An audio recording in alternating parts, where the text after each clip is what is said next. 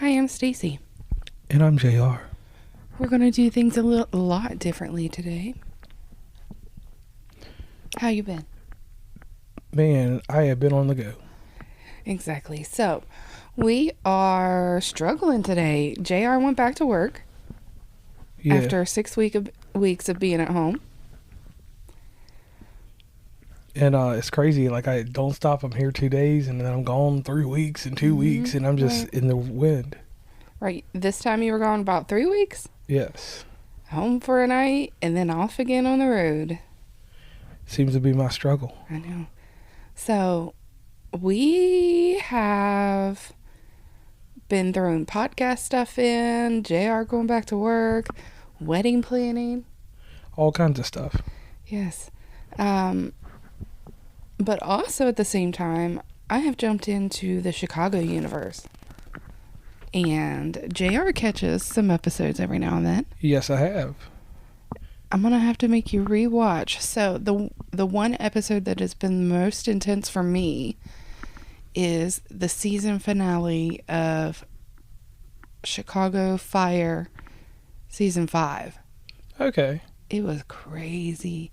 Your mom even watched that episode with me, and she's like, when's the next one come on? Okay. Like, kind of like she was so excited to watch it.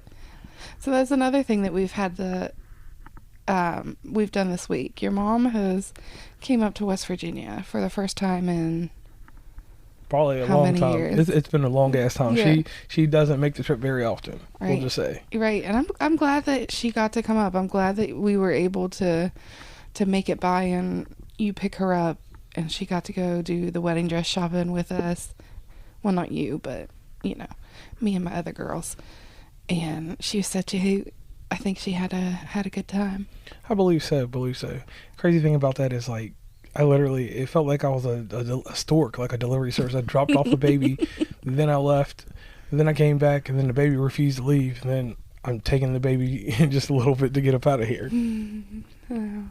And I think she was saying that she likes it here because she can go out on the porch and not hear all that extra city life. Yeah, that fucking concrete jungle, straight up. She can't. You live in a big city. And Lynchburg, Virginia is not necessarily a big city, but it's big enough because it's got Liberty University. So let's just call it a nice town. Right. It's a nice town, and it's a lot of loudness. It's not quite unless she's like out in Amherst or Madison. Well, not even Madison Heights, because Madison Heights, and we're not talking Michigan, we're talking Virginia.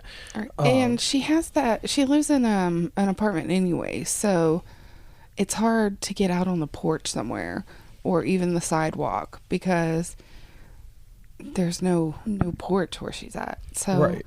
I think that she enjoyed being able to go outside here and just sit. Like, we spent so much time out there this week. That's wild. Mm-hmm. Now, into the Chicago series real quick, if you don't mind me diving a little bit into that. Dick Wolf is known for shows. Remember, everybody, you know me as Mr. Nostalgia. Let's talk Homicide. Let's talk L.A. Law. I have history with him. He's been around since before I was born. And this Chicago world, Stacey got immersed in it, and it was kind of crazy. Like, I watch it here and there because I told her I'm not getting commitments to any other shows except cartoons from now on until something really catches me. And then whenever I go to watch it by myself, you're like, you're watching it without me. Yeah, so a crazy thing goes on in the dynamics of our relationship. She can tell me something, and I search for it. And there was a now defunct part of this called Chicago Justice, which I know she's going to tie this however she wants, but no, that was going to be just tying that into everything. And when she sent me, because you have Chicago Fire, Chicago PD, then Chicago Med, and I believe it's in those orders that they were created, and then you have Chicago Justice. And I believe, don't quote me on this because I haven't done more research to it, but I do believe there is only one season, either because it just didn't catch on. I don't know. I've only seen the one episode in the crossover, so I can't give any opinion on it yet. But I don't know what happened. I don't know if it just didn't catch on, if it was too difficult to keep up with all of those, or what. I don't know. Well, as a person that knows nothing about any of this, watching it, we watched about 2.5, 3 hours of it. Well, you only watched the crossover episodes because with the DVD that you found, it was they have the crossover episodes on the DVD, which I love.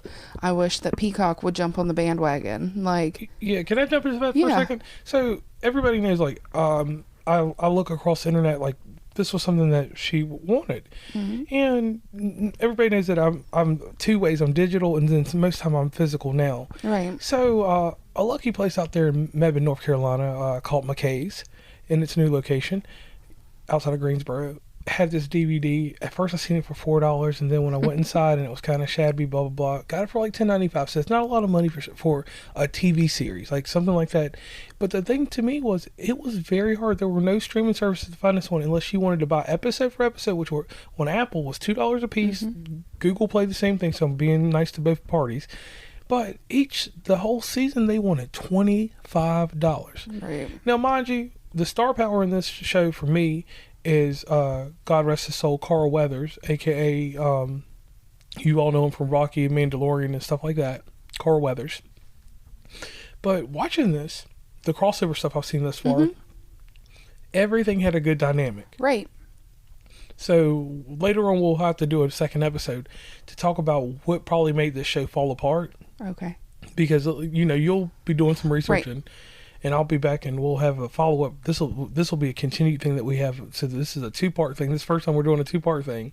So definitely go ahead and give some more insight, because I have a little bit more to say after you talk. No, you can go ahead. Right. Like I don't know where you're going with it. So. Oh, all right. So here's the thing for me. This is a person, like I said, once again, I'm not part of your universe. Right. So I'm getting Chicago Fire is the prominent show to me.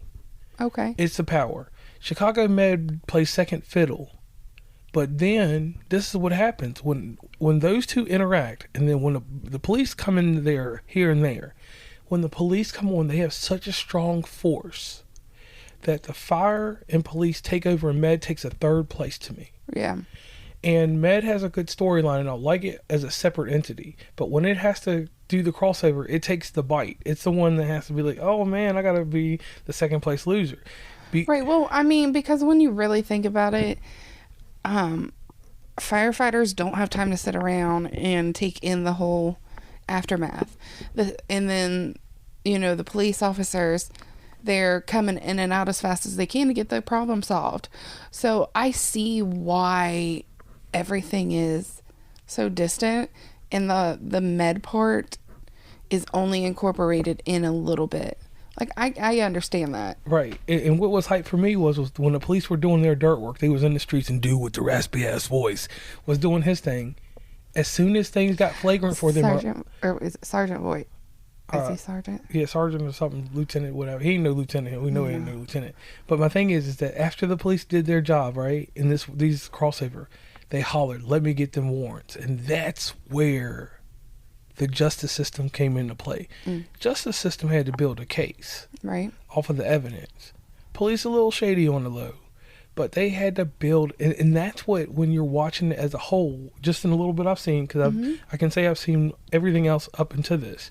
So seeing this, I was like, wow, this dude, Dick Wolf, or whoever really writes the shit, because he probably don't do nothing but just put his name on it. Not dissing you or anything, I don't know what you really do. So to me, it was like, wow. It don't matter because it's that good.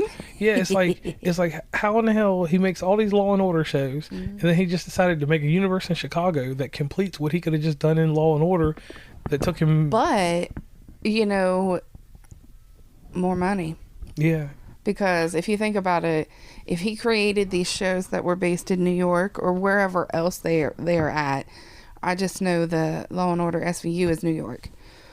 So he's like, ooh, if I can create this in New York, let me go to another area and see what I can do. Because that's double the money. True. Damn straight, I'll be creating something like that. Because look, I want to be stupid for a minute and give y'all a little nostalgia. Think about it. He went to L.A. first, then he went to New York, and then he went to freaking Chicago now. Right. And he's been doing this shit since like 85 or some shit. Like, he's been doing it for like 40 years. And you know how some people are. They're like, ooh, I'm only going to watch this because it's New York. And then you draw in your new people with different areas. Right, I can see that. Yeah. And then NBC's a juggernaut with this. Like, they knew, they, like, I'm going to be honest with you. Is that what it's on NBC? It's on NBC. Okay. So NBC Universal is a monster because they said, hey, we have these stories that worked out, but then we had this one that failed. And the one that failed is what we would call the famous phrase, the cult classic. Okay.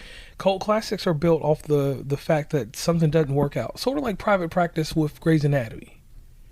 It didn't last very long. Right. Station 19 actually eclipsed it. But no, well, I'm just doing a correlation here. So you kind of see what I'm talking about with this justice. It's kind of like the Private Practice of Chicago Fire or Chicago Universe. Okay. So for me, it was very exciting. Like, it takes a lot to pull me into dramatization. Like, and I will say this, the writers on all of this, how they... Just something about Dick. Yeah, something about Mr. Wolf. Not going to call you Dick, sir. I know. I was hoping you'd say it. Sorry, guys.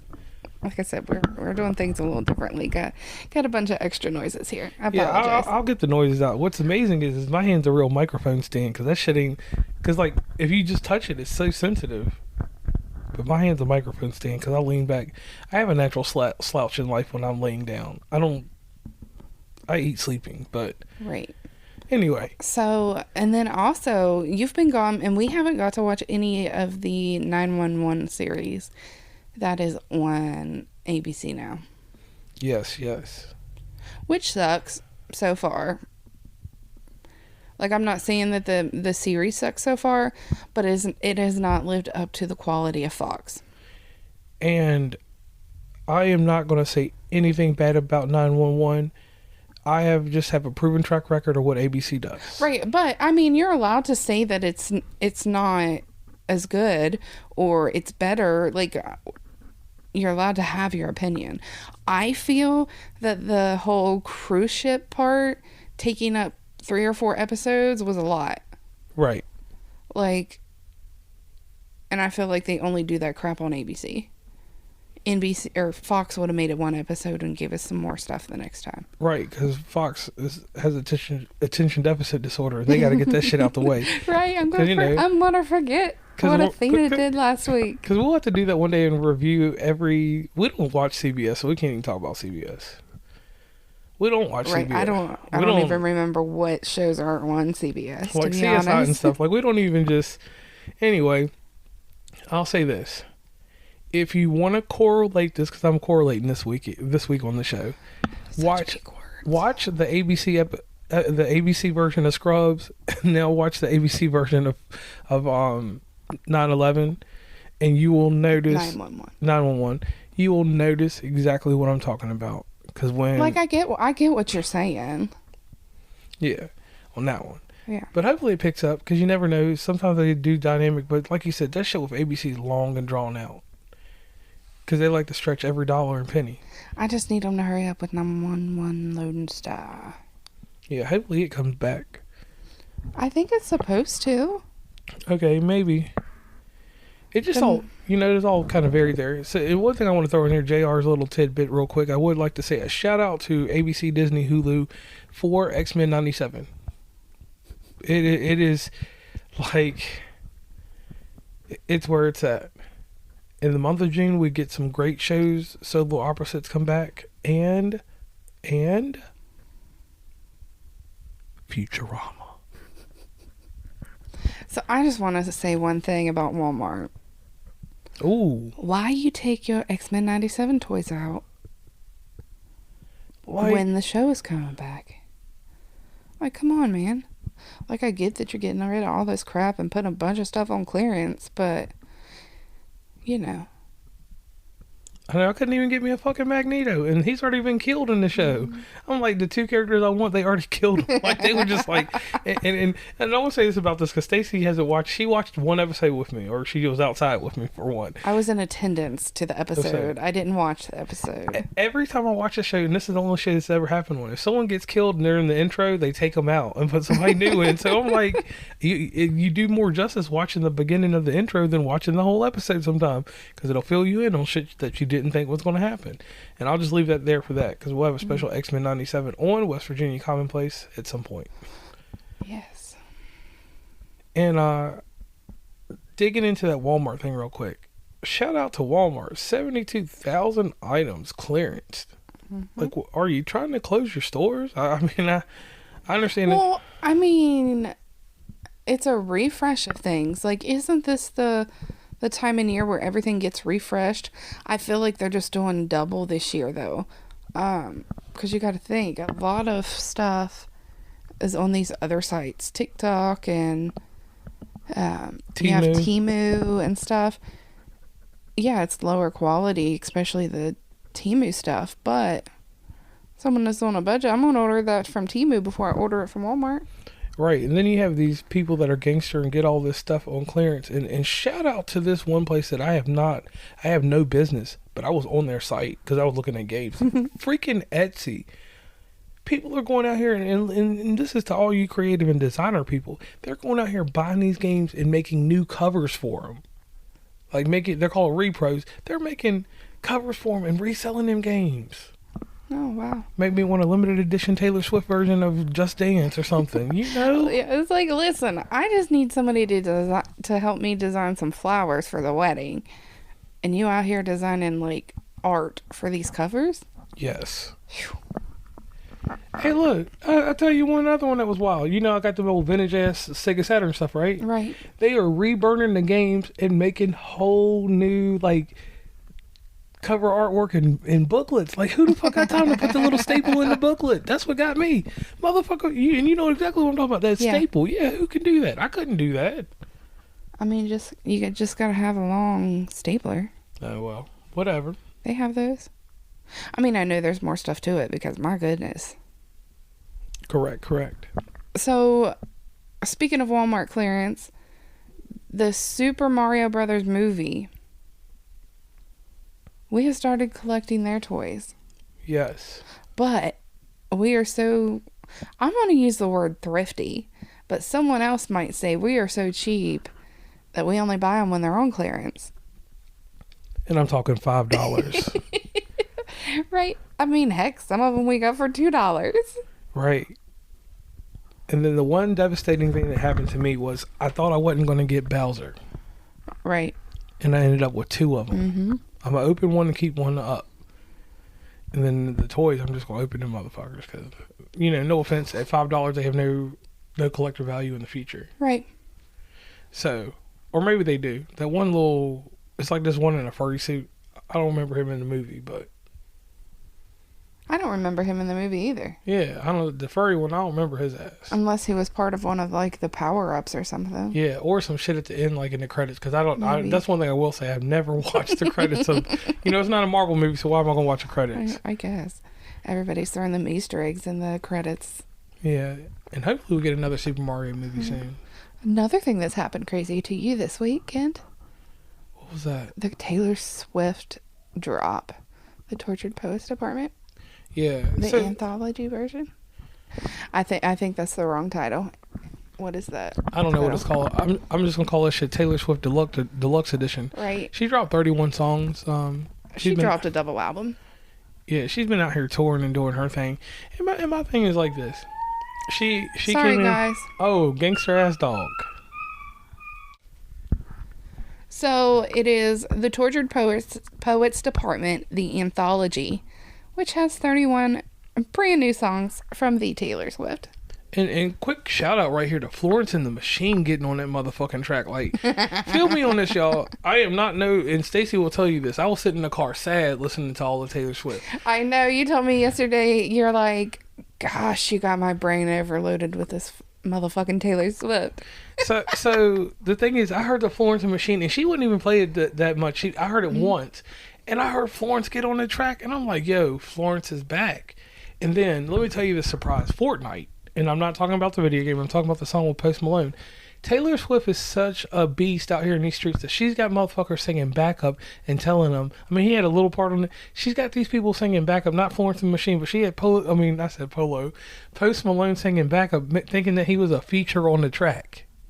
I've fallen in love with Post Malone lately. Like, I remember sending Erica and Alyssa TikToks that says, dang, I don't know when I became a Posty fan. Well, a funny story, and I'm just gonna make it short, is we listened to his whole album. We were in Summersville. Yeah. We listened. I forgot, it was something about Hollywood. I don't know. We listened to his whole album to Virginia, and that show it was like a 4. It wasn't even a 4-hour trip, like 2 or 3 hour trip. Right. We listened to it, and to me, that was his best album ever. Okay. Well, I don't know what it was. Like, people just kept posting these clips on TikTok, and I'm like, okay, I feel you, Posty. Right. It's like, And my thing about him is he's like an amazing yodeler. Okay. Because that's the cadence of how he does his songs. And I'm like, because you know, when you hear that one with him and Young Thug, the Goodbye joint, you be like, you go back in time, he's got tracks. Right. And whenever I found out that they were doing a song together, I got so excited. Like, I sent you a picture the night that they released the single. And I was like, you asked if you could buy something. I'm like, only if you buy me this. Next thing you know, I'm getting the confirmation that my CD has been ordered. Right, and mind you, this is not just any regular CD. This is a maxi single. So for this new generation, let me give you this. You can buy an album. A maxi single will not be available in any store. They don't sell them anymore. Right. And for Taylor Swift to do that, she's bringing back the 90s for people. Because it was a time you could get a single, right? And some people are just going to say that she's looking for the cash cow. Yeah, well, I mean, it's going to be a collector's item. Yeah, I say fuck you. If you don't want it and you don't want to spend the money on it, don't buy it. That's fine. But we gonna spend our money on it because we ain't got nothing else to spend it on. Well, I mean, I have all kinds of stuff. Well, I know that, but that's what I'm saying. Right. Let me live my best life, enjoy the little things. So, and one thing I'll tell everybody about maxi singles, and I'm not going to name the artist that I used to listen to because we can't talk about him. But when he would release stuff, and even with this, I don't know if you actually read track listing. There's extra stuff that you're not going to get on the album, and that's the thing about a single. Yeah. I don't think you read everything. I don't read everything. Yeah, no. You're getting extra stuff which we won't discuss here. You'll have to look up on your own. It's not even worth my time to waste to tell you anything else because you're the Swiftie and I'm just J.R. I'm not a major Swiftie though. That's the difference. Like, I don't know everything. I don't investigate everything. I'm the type of person that I enjoy a large part of her music, and I like to hear the drama associated with it. Okay. But, like, I'm not going to go out there digging. There's a few people on TikTok that I follow just so I can hear the tea. And one exciting thing that Stacey just nudged me in my side was our first ever music review will be coming out about the new 31-track Taylor Swift album. She just hit me in my side. Listen, I did not. Don't you sit out there lying to these people. I am not touching Taylor Swift with a 10-foot pole on reviews. You don't want to get canceled. No, I don't care if I get canceled or not. Fuck anybody that doesn't like my opinion. I mean, turn the damn podcast off for all I care. Like, you ain't gonna hurt my feelings if one person don't listen to this. Like, there is enough people out there that are going to support you in everything that you do that one person ain't going to make no difference. Damn. But I am not educated in the musical realm to give my opinion on stuff like that. I can tell you whether I like it or not, but I'm not educated enough to sit there and give you reviews on it. Well, maybe one day I'll sit down and do a review. That is something, if you would like to do with your cousin, that's fine. Because you guys are educated enough and professional enough to, like, decipher that stuff. You guys are great at that, and I'm fine if you want to take over an episode. Definitely. We might do something like that. Because, you know, you're going to be down there in North Carolina. You might as well. Yeah. Or Beyonce, because he is a huge Beyonce fan. And that's one thing that's one you guys can talk about. And that's one thing I want to throw a light jab in here. When this album dropped, nobody said anything because it just dropped, but this will be the argument next week, and I'm going to, this stuff will be out later, but I'm going to 100% put this out there because I might just have to put this episode out Tuesday, is this.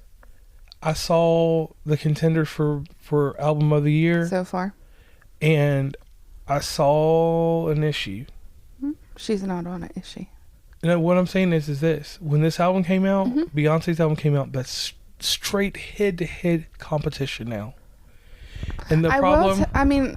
see, the thing is, and it could just be my algorithm, I have not seen much of anything about Beyonce's album. Right. After the little dance challenge, the heat of it came off because, to me, produce a video for the song with Miley Cyrus. We're going deep today. Yeah, I love that song. Yeah, I think that was my favorite song on the album so far. Produce something with Miley Cyrus, like get people interested. I mean, I don't know, a lot of people don't watch music videos, but if you put something accompanying to it, people are going to jump on YouTube to look at the videos.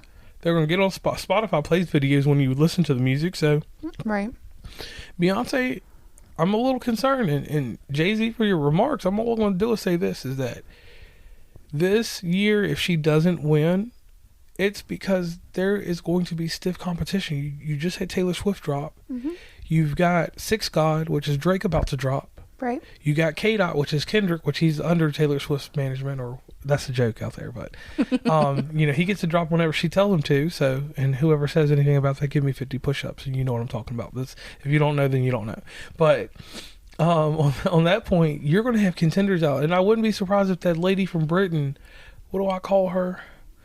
What's her name? That one British lady, Adele. Yeah, Adele. If Adele drops something.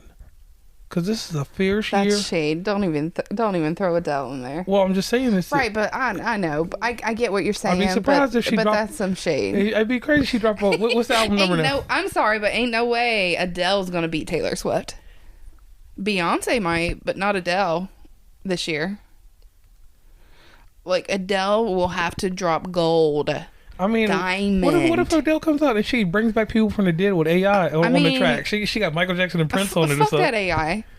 I mean, that's not even funny. Like, you got these real artists out here working hard for their shit, and you got some motherfucker in here making some AI. Fuck that. Hey, like, I'm going hard on this episode. Yeah, like, man, nah. It's like if you got the microphone in your hand, you about to rap or something. I know. It's like, yeah. But no, Adele ain't gonna touch Taylor Swift with a 10-foot pole. Oh shit. Beyonce might, because you have a lot of people that are going to be back and forth between the two of them. Okay. Because it's like, ooh, it's a rival. Okay. But to already break records and to have your albums illegally downloaded or streamed over 1 million times already, and within a couple hours of the release. And then to be a real internet bully, her album was like, I felt like that she gets sponsored by everybody. iHeartRadio wrapped their hands around her shit. Like she said, they know where to make the money. She said, fuck Spotify. I mean, she's gonna make her money everywhere, but I'm saying she went with iHeartRadio, and they got contests and shit going on to get tickets in the future. So does Fetch. The receipt scanning app. Yeah. So you got wild stuff going on there, and then on top of that, she's taking over the streaming network over there at Disney Plus, because she's still pushing the movement. There's a Swiftie at Disney Plus. Yeah. So either way, like, shout out to her. And she now has her own Sirius XM radio station, Channel 13. Okay, so shout out to Taylor. You didn't know about that, did you? No, shout out to Taylor Swift for tearing up the game. Yeah, I'm gonna have to get that 3-month free trial just so I can listen to Taylor Swift radio. Do I have XM/FM radio in my car? No. I don't think so. Only in the new one. Damn. Well, I don't. I listen. I got a playlist that I only add songs on every few years, so it don't even matter. So, man, this was a fun episode. Like, we may have to start doing this shit like more often, because normally we're all structured and the mics are up and I'm on that shit like Luther Vandross singing into it.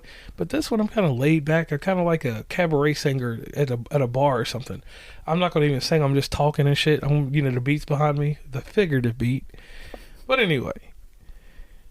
Ooh. We want to thank you for listening to our jumbled mess if you've made it this far. And support us across Twitter. Fuck Twitter. Instagram. All right. I mean, nobody has X anymore. I mean, y'all probably do have X, and no shade if you actually use it, but shade if you actually use it. Yeah. So yeah, give me an amazing shout out on like over there on Instagram. TikTok all day long. TikTok, I like the spirit and everything that's going on over there. You can't pay attention to the algorithm or views and stuff sometimes, because that shit, they just do what they want. They click buttons and move it up and down. So shout out to everybody that follow us over there.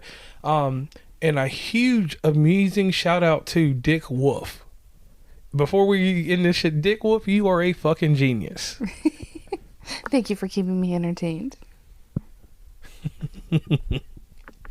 So... I don't even think we know what we're doing right now. Yeah. But again, we want to thank you for tuning in, hanging in there. Make sure you follow us on all streaming services. Share with your friends. Share with your family. Tell them to download our podcast. Help us get out there. Keep some more people entertained. And let us know what you want us to watch. If there's something out there we're missing out on that you want us to talk about, let us know.